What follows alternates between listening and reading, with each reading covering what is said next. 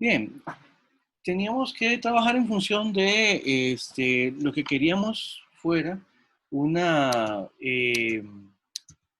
hipótesis a propósito de cuál sería una interpretación posible en función de su contenido del título del textito de Una vida sin principios de todo. Entonces, quisiera empezar dándole la palabra para ver cómo les fue con esto, para ver qué citas escogieron y más o menos qué interpretarían con esto de la vida sin principios. ¿Qué sería una vida sin principios? Entonces, no sé, ¿quién quisiera? Así sería libre. Unas 2 o 3 participaciones de grupos para que participen y para ver cómo les fue con el trabajo. Profe, bueno, yo siempre soy el sapo que habla, pero bueno, pensamos, lo primero, pues nos lleva a cuestionar, ¿verdad? ¿A qué tipo de principios se refiere, verdad? Porque podemos tomar principios como un término peyorativo, pero también los podemos tomar como convicciones. Entonces, es interesante, por lo menos, repensar cuáles son los principios de una vida.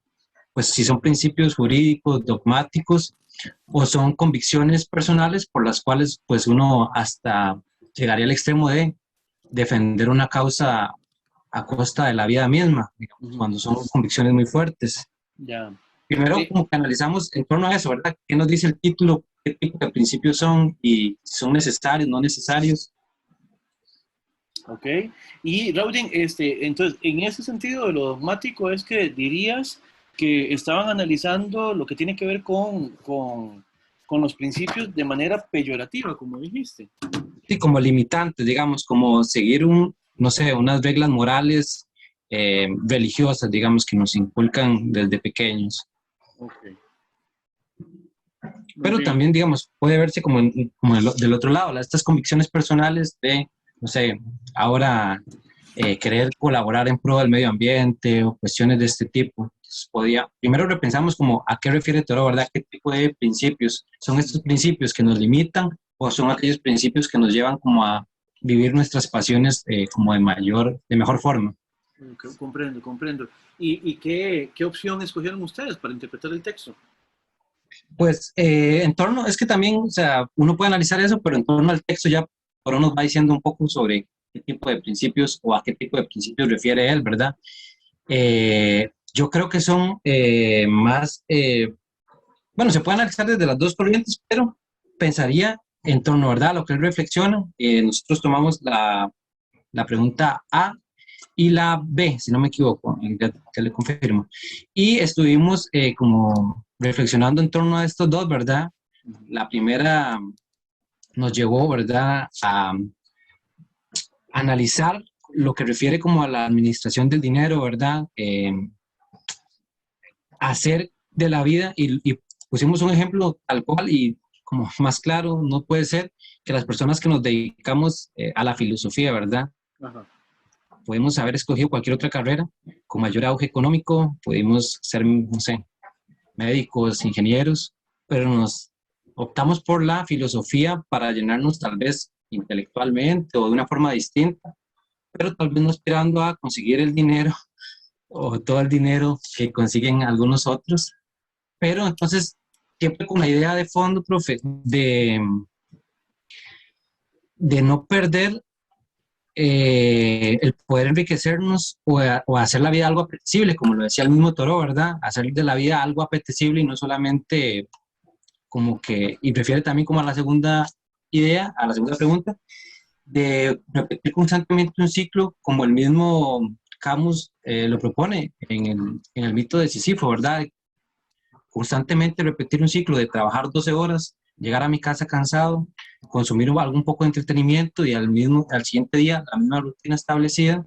Entonces, como que lo tomamos en ese sentido, siento que tal vez mis compañeros me corrigen como una cuestión más de seguir ciertas convicciones e invertir en lo que nos haga la vida un tanto más apetecible. Sí, profe, yo soy del mismo grupo de routing y bueno, elegimos la primera y tercera afirmación.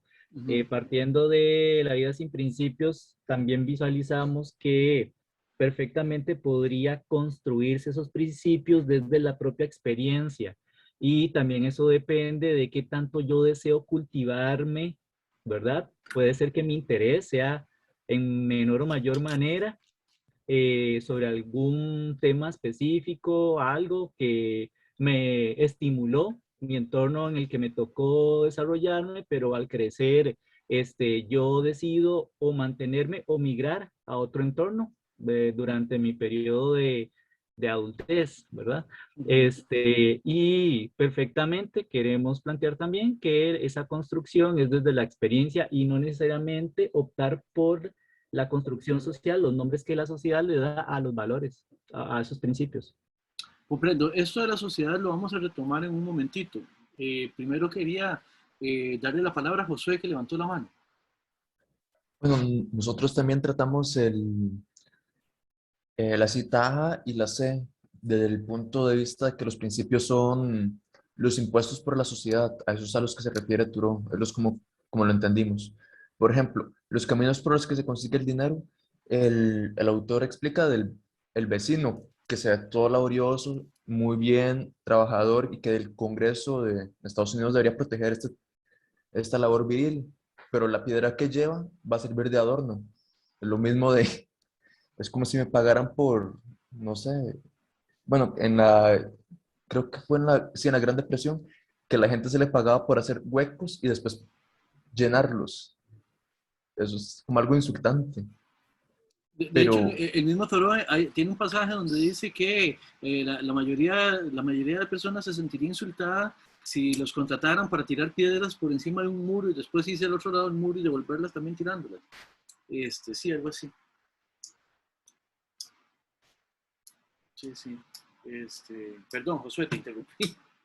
no, no, era eso, era Ok, ok. que yo recordé eso, entonces, sí, o sea, es como tratar de emanciparse de los principios que pone la sociedad y construirse los principios propios. Claro. Luis Carlos también levantó la mano.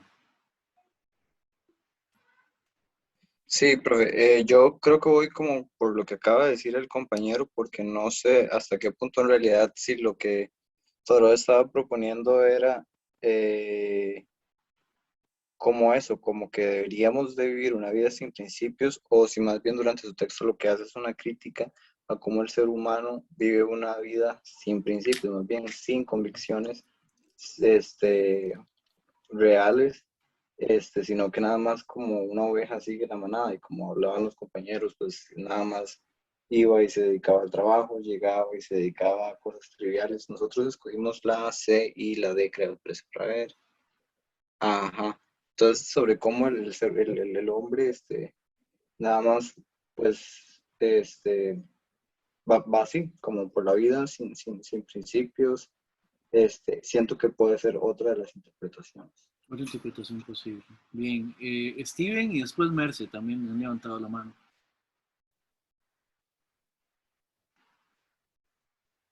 Steven.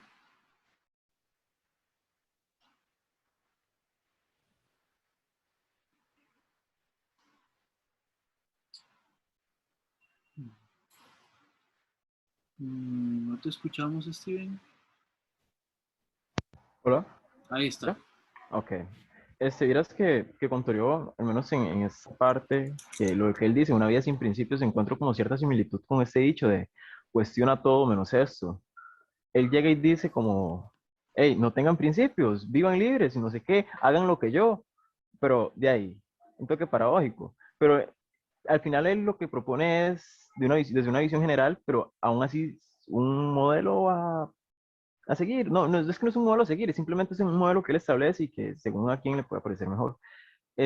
Lo de no tener principios como tal, sí, concuerdo mucho con los compañeros, que es de emanciparse de los impuestos por la sociedad y que las falsas necesidades y todo eso. Ok.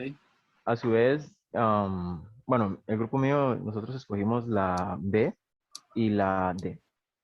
Este, todo esto desde el punto de que, di, son, es que los principios de las personas, qué tanto necesitamos nosotros realmente, o ese dinero extra, o ese entretenimiento extra, ya lo necesitamos. Y bueno, ese circulito que se presentó, las necesidades históricas y las que no se necesitan. Cuando se extiende más allá de lo que realmente no necesitamos, de cierto modo, y nos distraemos de nosotros mismos, ya y perdemos un toque como de, no sé, lo importante, lo prioritario, no sé cómo decirlo. Es que yo también me he estado metiendo mucho con la vara del Toribio.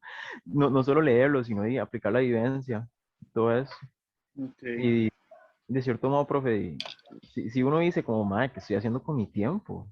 ¿Qué estoy haciendo con...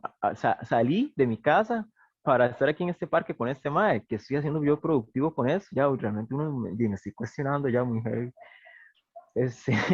Y así para con las cosas en general con la vida, las que no se necesitan o las que no llegan con algo, como decía Torio con las visitas. Ya. En ese sentido, Steven, comprenderás que ya solo con eso que decías al final, uno puede tirar desde acá, desde Una vida sin principios a Walden, en el sentido de que esta pregunta podría bien ser un hilo transversal que atraviesa, en este caso, el texto de Walden, ¿verdad? ¿Qué estoy haciendo con mi tiempo? De alguna manera podríamos vincularlo con una pregunta rectora, digamos, para leer Walden. Eso me llama la atención. Me llama la atención eso, y también qué sería esto de distraerse de uno mismo, a lo cual también me referiré más adelante. Marcy. Sí, nosotros en algún momento, ¿verdad? Nos cuestionábamos el asunto de los principios, pero yo lo veo como que los principios es la conciencia con la que se pasa por la vida. Me llamo Diana. Perdón. Hola, Greta, ¿cómo estás? Disculpen. Me llamo Diana. ¿Hoy te llamas Diana? Muy bien. Diana Cazadora. Bueno, hoy se animó a saludar, así que bueno, ahí les dejo un saludito. Casi no saludo ya. Bueno, perdón. Hay que aprovecharlo entonces. Sí, claro. Sí. Yo encantadísimo de que ella venga a compartir las clases. Muy bien.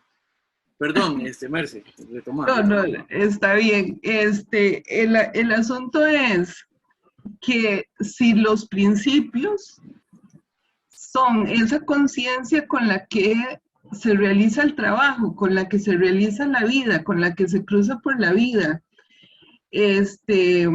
me hace pensar cuando él reflexiona sobre su labor de agrimensor y hace su trabajo a conciencia, independientemente si le pagan o no. Creo que ese compromiso tiene que ver con lo que implican los principios. Cuando eso se pierde en la trivialidad, ¿verdad?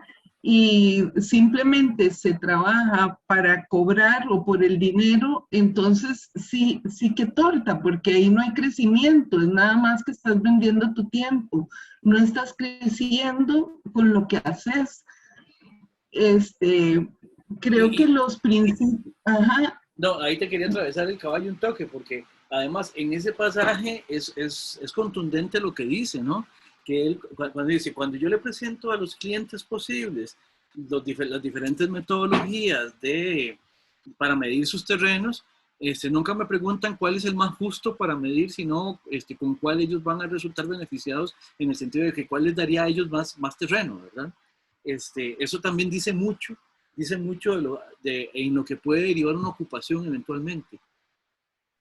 Entonces, el hecho de vivir una vida con principios, más bien, nos harían desobedecer, porque en esa desobediencia, no per se, pero en la búsqueda de la justicia estaríamos confrontando una sociedad que con sus leyes y con sus sistemas no es justa. Nosotros escogimos la A y la E.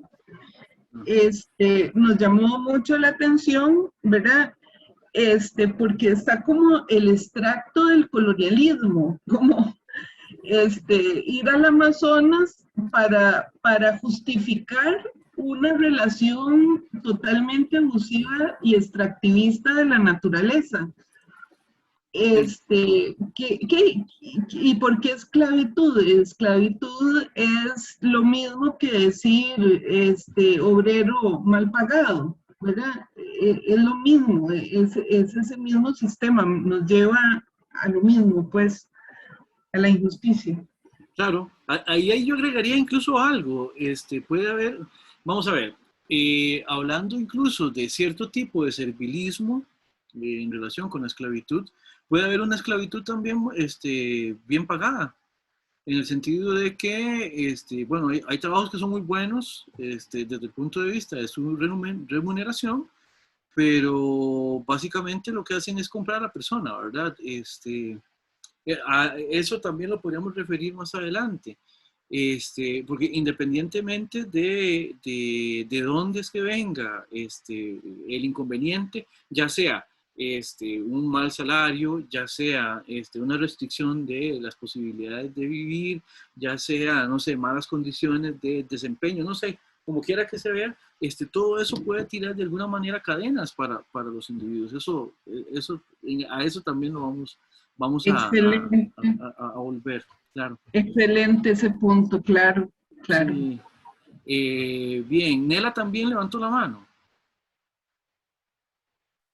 Sí, yo quería hacer dos comentarios que están un poco relacionados. El primero es sobre la E. Yo estoy en el mismo grupo de Marce. Nosotros estuvimos hablando de cómo ellos ven con malos ojos que no se aprovechen los recursos del Amazonas y dicen que lo que hace falta ahí es una persona activa que se ponga a generar plata de eso, ¿verdad? Relacionado con el punto en donde el hombre está con la piedra, ¿verdad? Lo ve por la ventana, creo que era, y él se siente como un poco apenado de no estar haciendo un trabajo que requiera el mismo esfuerzo. Sí, claro. Y yo les contaba a ellos una anécdota personal de que tengo una amistad, ¿verdad? Que nos interesaba mucho este tema de nuestro tiempo y qué queremos, y teníamos ahí un concepto que es muy universitario al final de cuentas, sobre no voy a vender mi trabajo, mi tiempo por un salario, y al final esta persona consigue un empleo, ¿verdad? Donde ya puede tener un estilo de vida distinto, ahora se siente amarrada, perdón, a ese empleo que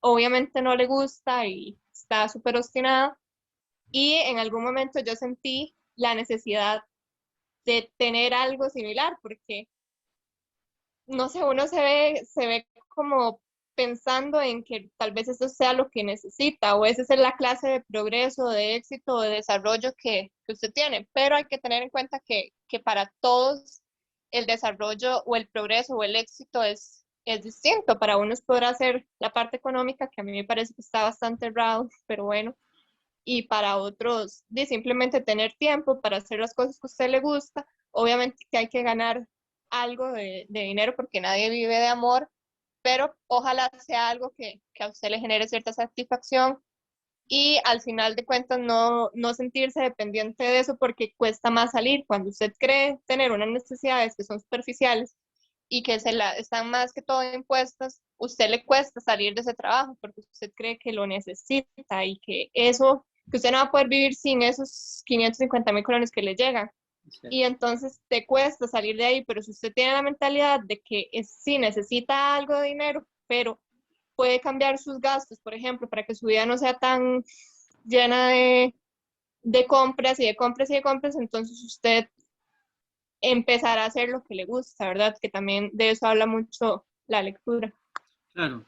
En ese sentido, bueno, vamos a ver cómo es que, cómo le va también viendo la película Into the Wild. Yo creo que ahí ese punto se explota bastante. Y otra cosa, sí, esto siempre tiene que ver con aquella ecuación, digamos, aquella ecuación de suma cero que uno siempre se cuestiona cuando es estudiante, ¿verdad? De que quien es estudiante no tiene, ¿cómo es? No tiene trabajo, no tiene dinero, pero sí tiene tiempo, digamos, y por eso lo puede dedicar a estudiar. Y después, uno cuando trabaja tiene tal vez algo de dinero, pero no tiene tiempo, etcétera, etcétera. Todo ese tipo de combinaciones uno las tiene que ir haciendo y evaluando a lo largo de la vida. Sí, quería contar eso casi como un chiste y no me salió. Profe, ¿le puedo agregar al chiste? Por favor. Y cuando usted es pensionado, que tiene el tiempo y el dinero, ¿qué pasa? ¿Se está acabando ese tiempo? Sí, ya que se está quedando sin tiempo, sin plata y sin todo. Sí. Sí, no, ahí el asunto es, para seguirle contestando también a Nela, sí, el asunto ahí es cuáles son los criterios mediante los cuales uno toma decisiones en función de eso, ¿verdad? Y creo que en una vida sin principios eso está completamente presente, está completamente presente. Y vamos, no solo tiene que ver con la cuestión remuneratoria o con la libertad de tiempo, tiene que ver con uno, tiene que ver en última instancia con uno, a partir de lo que podemos ver con Thoreau. Y por eso es que es crucial, digamos, por eso es que es crucial cómo es que inicia Thoreau la exposición del texto de Una vida sin principios. Él, bueno, ustedes vieron que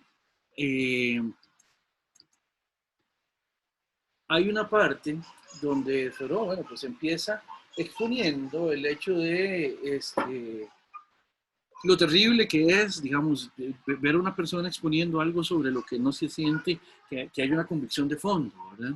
Y bueno, ahí hace una presentación, más o menos, una introducción, pero el texto de Una vida sin principios, propiamente hablando, inicia un par de párrafos más adelante cuando él hace esta pregunta que está aquí abajo.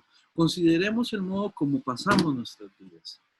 En algún momento yo les había mencionado la cercanía que hay entre ciertas reflexiones de Thoreau y ciertas reflexiones estoicas, específicamente de Séneca, que tiene que ver con cómo es que se administra la vida en última instancia.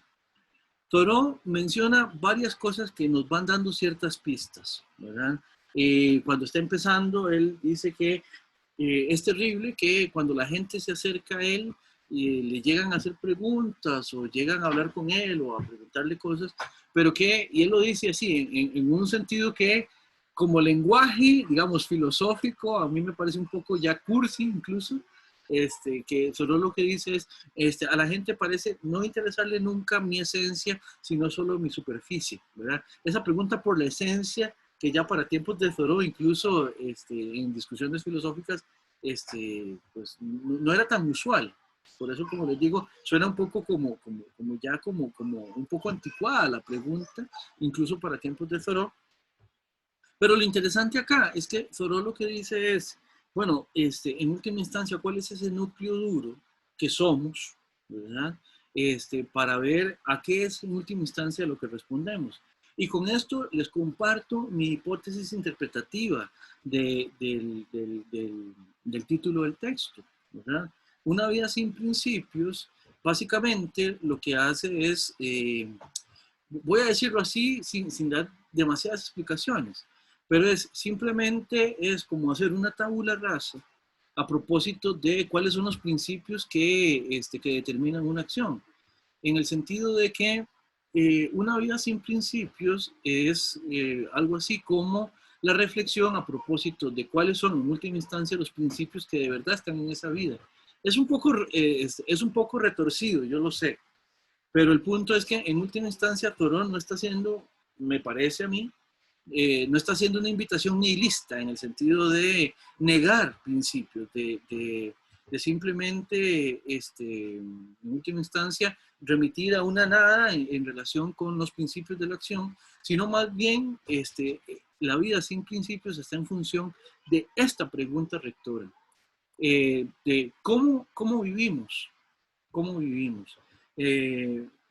Esto parece casi como no sé si ustedes conocen el sketch de Lelutier sobre el hermano Warren Sánchez, donde ellos hacen una interpretación, donde empiezan a plantear una propuesta y la interpretan exactamente de la manera contraria. Bueno, Thoreau en el contenido del texto de Thoreau está ocurriendo algo muy similar a esto. Porque en última instancia, lo que se concluye a partir de la obra de Thoreau, eso de una vida sin principios, no es la negación absoluta de principios, sino la búsqueda de cuáles serían los principios que de verdad llenan esta pregunta, esta pregunta por el cuestionamiento de cómo pasamos la vida. A propósito de esto, habría varias cosas que decir.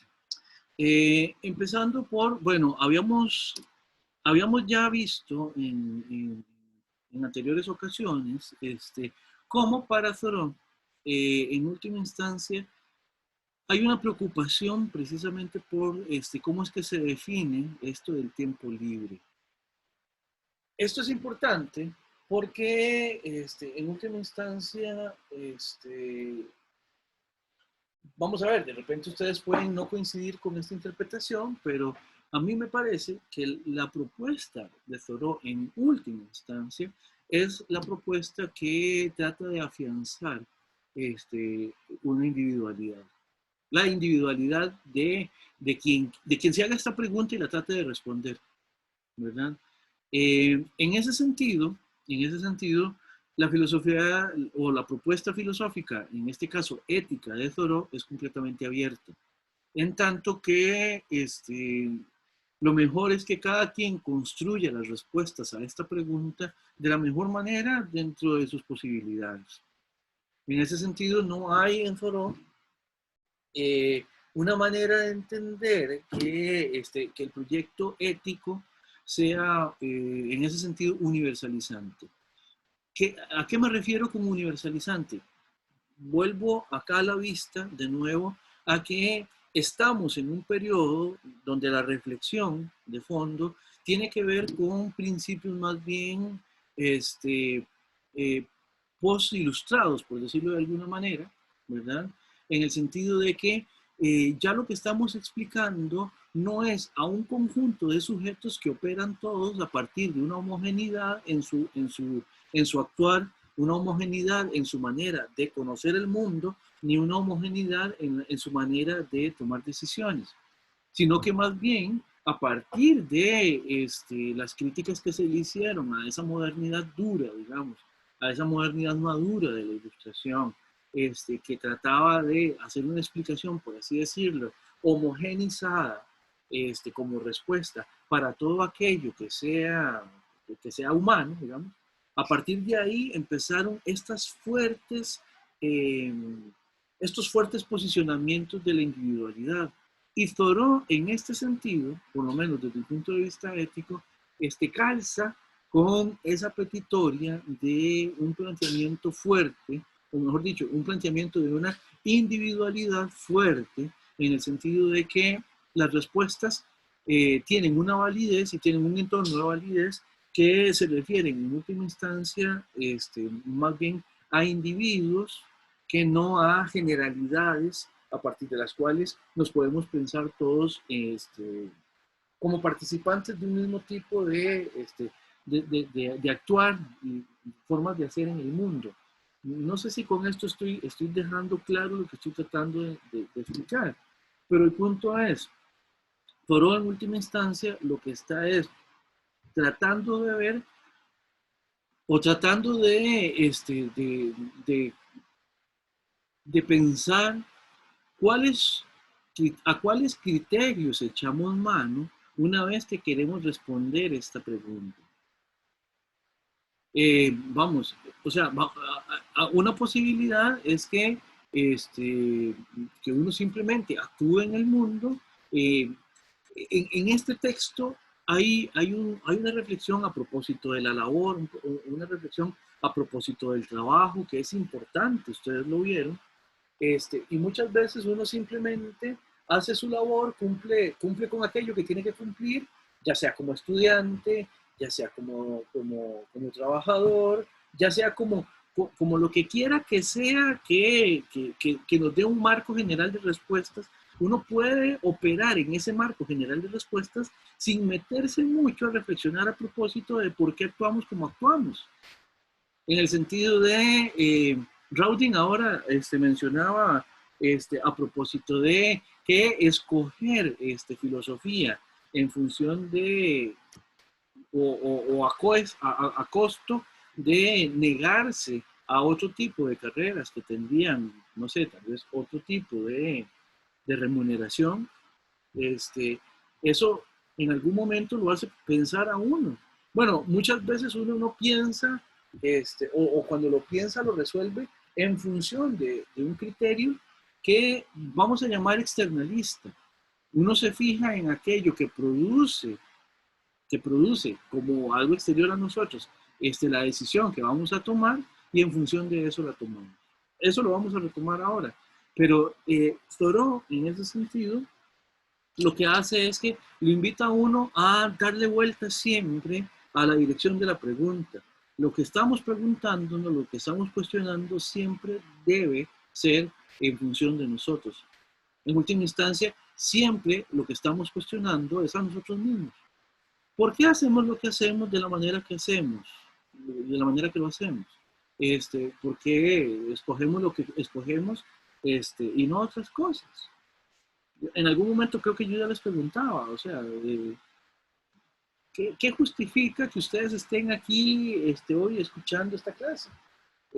Bueno, sí, el hecho de que matricularon un curso y ya, o sea, puede ser que ustedes básicamente se embarcaran, matricularon un curso y ya que lo matricularon, como dicen en mi barrio, ya nos subimos a la mula, ahora hay que avanzarle, ¿verdad? Y entonces, simplemente a trueque de conseguir los créditos que necesito, a trueque de poder avanzar en la carrera, lo que sea, bueno, pues vamos a terminar este curso. Esa es una posibilidad. Otra posibilidad es ver los cursos con otra perspectiva, de modo de aprovechar de ellos algo más que solamente el avance en la carrera, que no es poca cosa, dicho sea de paso, ¿verdad? Tampoco es que vamos a despreciar el avance en la malla curricular de la carrera solo porque sí. No, o sea, eso tiene una validez y por supuesto que también tiene de suyo algo bueno, algo muy bueno, dicho sea de paso, pero no puede quedarse solo ahí. Y ese no poder quedarse solo ahí en Thoreau es clave para todas las cosas, para todas las cosas. Por eso es que en última instancia es cómo pasamos nuestras vidas, cómo vivimos, está a lo largo y atravesando cualquier tipo de decisión, cualquier tipo de circunstancia. No sé si lo comparten o si tendrían algo que agregar, algún comentario o alguna pregunta. Profe, me parece curioso, digamos, que es que como lo plantea Torio, no sé si más adelante lo va a plantear como o algo parecido a lo que se me acaba de ocurrir, pero digamos, es que también esta idea de que el chiquito estudie, el adolescente de ahí si puede trabaja, pero sigue estudiando y ya ahí el adulto y trabaje y con su tiempo libre ver lo que hace. ¿Por qué? Porque estamos de nuevo ya pues, viniendo desde Walden con todo lo que es el teoría de la economía, de lo necesario. Si tuviésemos, si en cualquier, es que como lo planteo, para cada etapa de la vida nos dividieron en el tiempo la vida según en función de algo que se nos estipula que hagamos. Sí. En cambio de dividir el tiempo de la vida en cualquier momento de la vida en función de lo que queramos hacer. No estoy diciendo que pongamos a trabajar chiquitos, pero que a su vez un adulto mayor pueda trabajar menos y tener su tiempo, o sea, como que cada uno equilibrados en cualquier momento. Eso, ver la vida como un algo lineal, no como por bloques. Hablando de con el tiempo libre, porque un chiquito sí tiene un montón, pero no tiene dinero, un adulto sí tiene, pero no tiene tanta energía. Sí, ahí el esquema puede ser muy curioso. Y conste que esto, ¿cómo decirlo? Bueno, voy a hacer el ejemplo primero, es un ejemplo que he utilizado en otros cursos, y después diré una conclusión también, pero el punto es ¿alguno de ustedes tiene conocimiento sobre vacas? Es pregunta en serio, no crean que no crean que se me corrieron las tejas ya. Poco. Algunas Realmente. cosas, sí. Algunas cosas. Ok, vamos a ver. Más o menos, ¿a qué edad? Estamos pensando en vacas lecheras. Más o menos, ¿a qué edad le sacan cría a una vaca, digamos? ¿Tienen ese dato? bueno, no tengo el dato, pero sí sé que la industria lechera es súper cruel y le saca crías frecuentemente porque solo así producen leche y no hay tal cual o sea, no existe el concepto de una vaca lechera tal cual, digamos.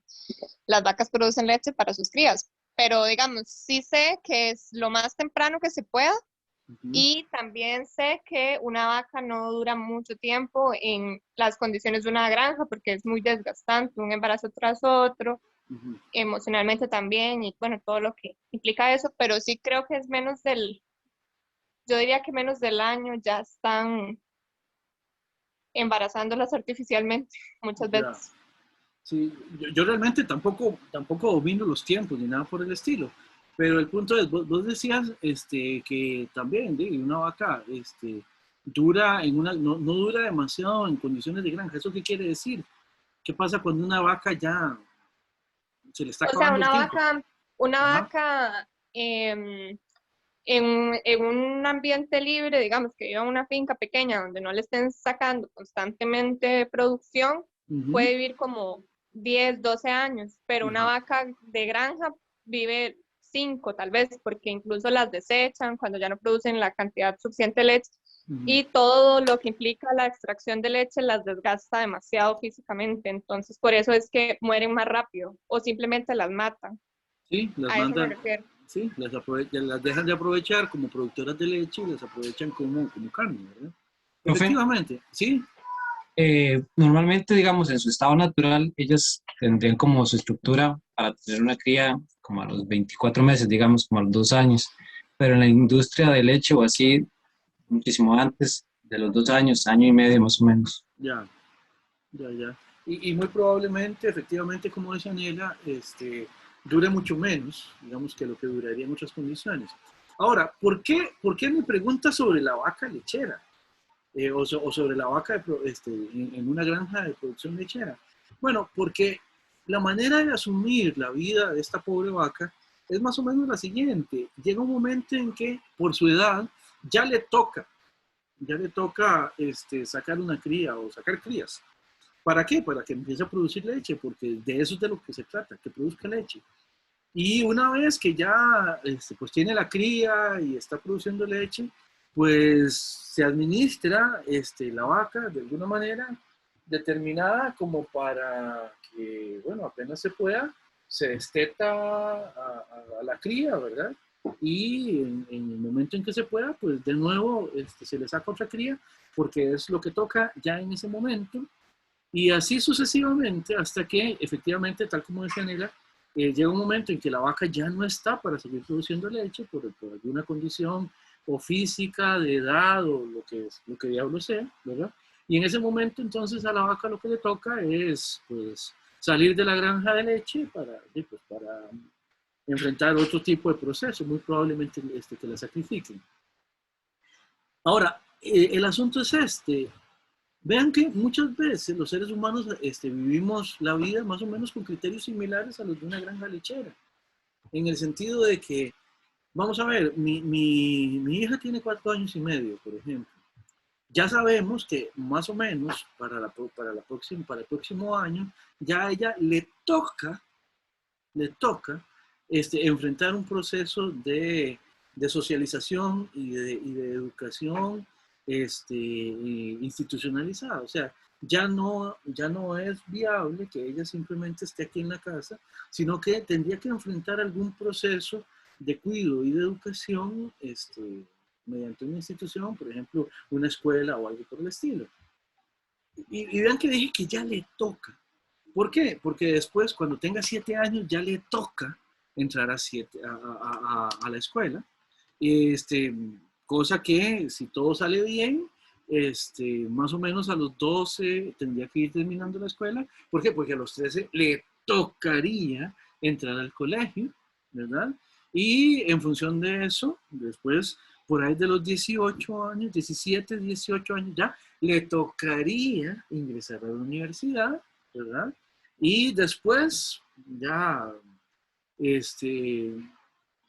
después del proceso universitario, que puede ser desde los 21 hasta los 35 años, uno nunca sabe, ¿no? pero en el proceso universitario, ya después de eso, le tocaría terminar el proceso universitario para ingresar a un trabajo. ¿Por qué? Porque ya le toca a ella pues, tener sus medios de trabajo y cosas por el estilo, para después seguir asumiendo un montón de cosas que le tocan. Y ojo, aquí simplemente estoy hablando del modelo habitual, de lo más esperable. ¿Qué es lo que pasa? Que muchas veces enfrentamos la vida a partir de eso que toca. Como si como si lo único que vale es esa presión externa de cumplir con el requisito. Ojo, y aquí lo que estoy cuestionando es hasta qué punto de verdad reflexionamos sobre esos requisitos. No si los requisitos en última instancia tienen o no sentido, porque puede que los tengan. Pero el punto es, ¿ustedes alguna vez se pensaron que cuando uno sale del colegio tiene apenas 17 años y está enfrentado a la decisión de qué es lo que va a hacer el resto de su vida, profesionalmente hablando, digamos? No es una decisión poco importante y sin embargo uno la tiene que tomar en un momento de su vida donde muy probablemente no tiene ciertos parámetros o sería bueno tener otros parámetros que tal vez no tiene en ese momento. Y lo digo simplemente como una generalidad. Y en ese sentido, el punto con todo este ejemplo tiene que ver con considerar el modo como pasamos la vida. Mucha gente enfrenta la vida como si fuera un animal de granja. ¿Por qué? Porque simplemente ya me toca hacer lo que me dicen que tengo que hacer y punto. No sé. O sea, aquello de que, vamos a ver, dichos muy crueles que hay por ahí en nuestra cultura. Por ejemplo, cuando era imperativo que todo el mundo se casara, por ejemplo, cuando le decían a una persona que se iba a quedar para vestir santos. ¿Por qué? Porque eso de ser solterón o solterona era como un lugar social poco apetecido, ¿no? Y si una persona ya tenía cierta edad y todavía no tenía un derrotero, digamos, que indicara más o menos un matrimonio en el cercano plazo, pues la gente empezaba también ya a generar ese tipo de presiones. Ni qué decir con las presiones a propósito de qué tipo de trabajo tiene que tener uno para cumplir más o menos con esos parámetros, o a partir de cuándo tiene uno que tener ese tipo de trabajo para conseguir cierto tipo de cosas, o para tener un tipo de vida, o lo que sea. Eso está atravesando este texto de Terán. Perdón, Iván, ¿ibas a decir algo? Sí, muy breve, profe. Yo espero que su hija no estuviera escuchando repasar el ciclo de vida porque podría sonar un poco deprimente, pero por dicha, ahí está una edad temprana que le va a permitir enfrentarlo en su momento. Bueno, yo espero hablarlo con ella más bien lo antes posible para que sepa que hay alternativas, digamos, y que yo espero que ella no sea una vaca, por decirlo de alguna manera, ¿no? Sí. Josué. Sí. Profe, perdón, ¿verdad? nada más para terminar de agregar, bueno, tal vez estamos hablando en un contexto inmediato, ¿verdad? De nuestra realidad latinoamericana, pero si nos vamos incluso a los países declarados potencia, el sistema educativo, por ejemplo, japonés, no hay ni chance de llegar a los 17 cuando ya el sistema le dicta a usted para lo que es apto. Y a veces no hay opción de nada. Entonces puede ser hasta más cruel pensar que si nuestro referente es un país que está muy desarrollado y que eso representa ser un referente, hasta qué punto hay un sacrificio de una vida libre en toma de decisiones para decidir a qué quiero hacer de mi vida, con que me haga sentirme útil, pero a costilla de qué. O sea, por ejemplo, Japón tiene una de las tasas más altas de suicidio. Y esto no es nada bueno, pero habría que revisar, bueno, algunos expertos lo han hecho, ¿verdad? De si vale la pena. Hay que revisar el sistema y aunque tiene muchas cosas que son admirables, ¿verdad? Disciplina y limpieza y demás, a costa de qué se está logrando eso. Bueno, Entonces, vea, se lo pongo así, dos cositas así rápidas antes de darle la palabra también a Josué. Se lo pongo así, y ahorita que estamos en año electoral y que ya empezó la campaña electoral y todo esto, ahí es donde también uno tiene que entrar con cuidado cada vez que nos comparan con Singapur, o con Corea del Sur, o con Japón, o con Finlandia, o con lo que diablo sea. Porque habría que ver qué es realmente lo que estamos comparando, qué comparamos con qué y a partir de qué criterio y, digámoslo como solo, a partir de qué principios. Efectivamente es que estamos realmente tratando de ver qué es lo que estamos tratando de pensar como deseable. En ese sentido, a propósito de lo que usted decía, la segunda cosa que iba a decirle es que en un documental a propósito de la sociedad más bien alemana, fue un documental que vi en Deutsche Welle, lo que estaban era hablando de este gran compromiso que tenemos en esta generación de, a sabiendas de cómo está la dinamicidad en la generación de conocimiento y a sabiendas de que eso es algo que nos está superando mucho, porque, vamos a ver, los cambios tecnológicos que nosotros estamos propiciando ahora van a hacer que dentro de 20 años la gente tenga que enfrentar puestos laborales de manera muy distinta a lo que estamos haciendo ahora. En ese sentido, esta generación tiene el gran reto de capacitar de la mejor manera a nuestros niños y niñas para que enfrenten con habilidades que suponemos que son necesarias, para que enfrenten un montón de trabajos que en este momento ni siquiera tenemos la menor idea de en qué van a consistir, porque no sabemos en 20 años qué vamos a estar haciendo, ni cómo, ni con qué herramientas tecnológicas, etcétera. Y entonces planificar en función de eso se está volviendo muy retador, digamos, muy interesante, muy retador, pero en algún sentido difuso. Y el ejemplo específico que le iba a poner es que los alemanes están empezando a reclutar talento, bueno, no reclutar, porque obviamente no es esa la palabra, a tratar de detectar talento para ciertas actividades, como por ejemplo matemáticas, lógicas, asociativas y cosas por el estilo, ya están empezando a tratar de ver ese tipo de aptitudes en la población de kinder en Alemania, para darle un seguimiento a posibles talentos, digamos, para poder redirigirlos hacia ese tipo de productividad a futuro. O sea, se imagina lo que eso significa, lo que eso implica en términos generales de organización de la sociedad y de criterios de vida, obviamente, también. Josué. Bueno, dos cosas. Hablando esto de Alemania, a mí un amigo me dijo que en Alemania allá en la escuela, los primeros años, como en segundo, ya saben si usted va a ir a la universidad o no. Ellos tienen, bueno, distintas opciones, ¿verdad? Como para oficios tipo carnicero,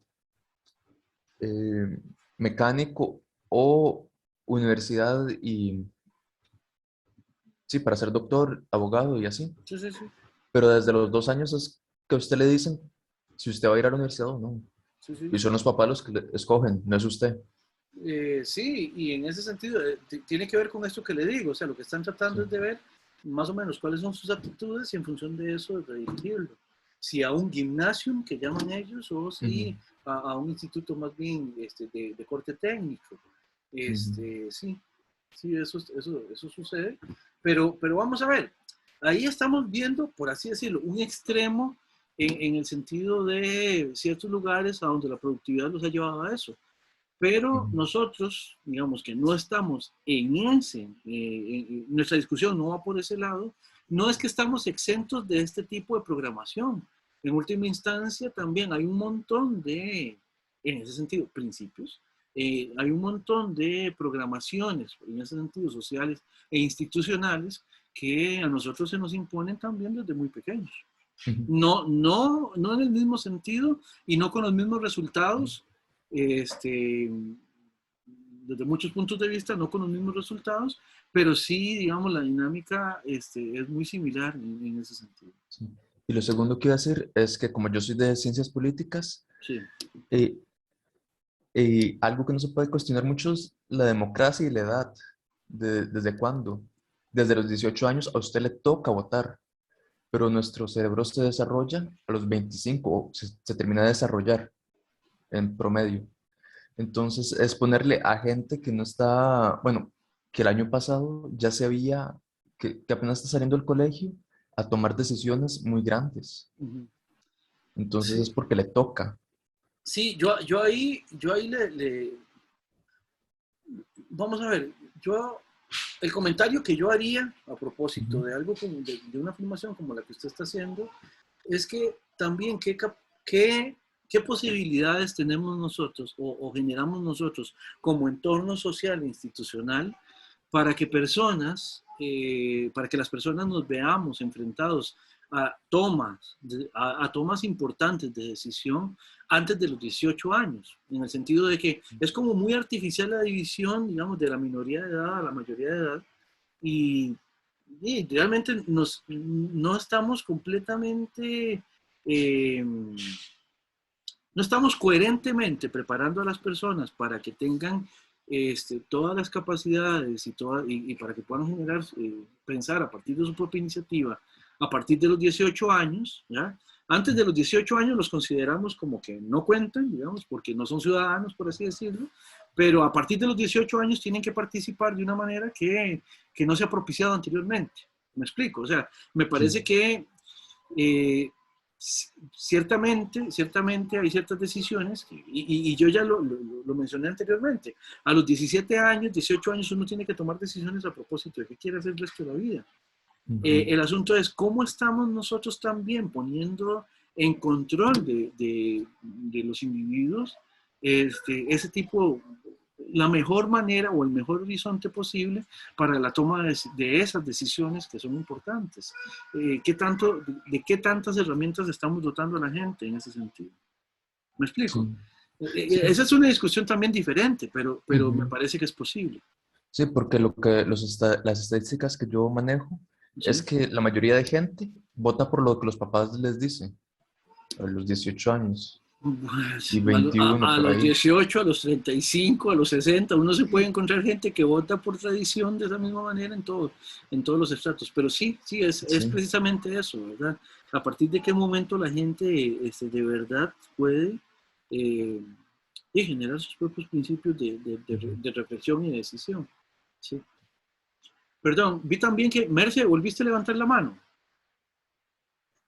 Sí, era como un comentario con lo que se dijo de Alemania. ¿Sí? Este, también he notado que aquí, por ejemplo, en nuestro medio, decirle a un muchacho que usted no tiene pasta para ir a la universidad, o no pasta, sino, ¿por qué no piensa en el INA? Hay gente que ¿cómo se dice?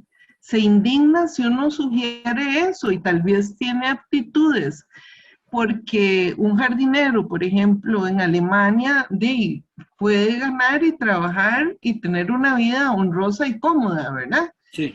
Entonces, eso es también como muy relativo y tiene mucho que ver muchas veces con prejuicios. Y sí, era eso que quería como acotar. Claro, yo a propósito, el comentario me tocó por lo de Lina. Ahorita vas a ver por qué. O me imagino que ya vos sabes por qué, pero el punto es lo siguiente. Yo diría dos cosas. Primero, la primera cosa tiene que ver con que en Alemania, por ejemplo, una persona con un oficio técnico vive muy bien, vive muy bien. Hay ciertas profesiones, ciertos trabajos o ciertas capacitaciones que efectivamente hacen que la gente viva mucho mejor, pero con un oficio técnico las personas viven y viven bien, y viven bien. Eso también tiene que pasar por el tipo de remuneración y de alguna manera también con el tipo de reconocimiento social que tiene la labor de un oficio técnico. Aquí eso está pasando solamente con ciertos oficios, no con todos. Por ejemplo, nosotros aquí tenemos un discurso que como que, por así decirlo, chinea mucho a los oficios técnicos de alta retribución en valor agregado, como por ejemplo ser operario no sé, en estas zonas francas, a donde lo que se están produciendo son implementos médicos, por ejemplo. Eso es distinto a, como decía Juan Merce, ser jardinero, por ejemplo. Socialmente significa cosas distintas y eso nos hace también ubicar socialmente de manera distinta a las personas en ese sentido. Y en relación con lo del INA, sí, en el INA, bueno, yo les cuento, yo tuve la oportunidad también de capacitarme en el INA en algún momento. Y el asunto es precisamente que nosotros en el INA encontramos muchas veces personas que van ahí simplemente porque no tuvieron éxito en el sistema formal educativo, en el colegio, dígase en el colegio. Como no pegaron en el colegio, los mandan al INA para que tengan algo de que echar mano. Y la formación técnica debería ser otra cosa. Con todo, el INA hace hace una gran cosa, digamos, en este país, ¿verdad? Pero sí, el que se ha asumido de esa manera, por los prejuicios que señalaba Merce, efectivamente hace que el nivel de deserción en el INA sea enorme, porque la gente llega ahí como casi que un destino. Como no pegó en lo otro, entonces vaya al INA a ver qué hace, ¿verdad? Y eso hace que la gente se desincentive mucho. Y efectivamente, la deserción en el INA es enorme, enorme. Y veamos ese tipo de prejuicio cómo opera también en otro entorno. Una de las universidades más bollantes en este momento en el país es el Instituto Tecnológico. Y el Instituto Tecnológico originalmente era un instituto que fue fundado como para generar personal técnico de muy alto nivel. Pero por ese prejuicio que nosotros tenemos como sociedad de que dedicarse a un oficio técnico es menos prestigioso y menos reconocido que una profesión propiamente hablando, el Instituto Tecnológico terminó convirtiéndose en una universidad. Pero su idea o la idea de su formación originalmente era otra. Y eso también tiene que ver con cómo es que nosotros, como sociedad, como grupo, como entorno general, generamos lugares sociales, digamos, para ubicar también ahí a los individuos.